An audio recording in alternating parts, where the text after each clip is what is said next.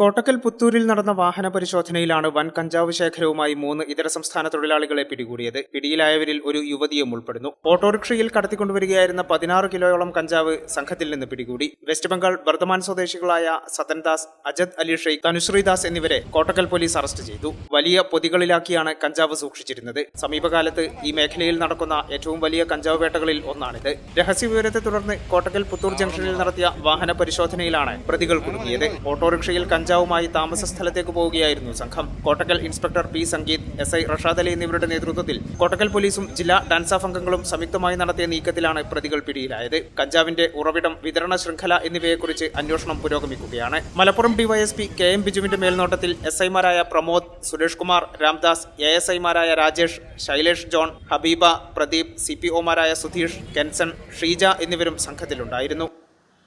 ഈ channel news, Kottakkal. ഇടനെഞ്ചിലെ സ്വപ്നം മികച്ച ജോലിയാണെങ്കിൽ ഇനി ചിറകു വിരിച്ചു പറക്കാം. Empire College of Science. Empire College of Science, Moondal, Kuttipuram, Malappuram.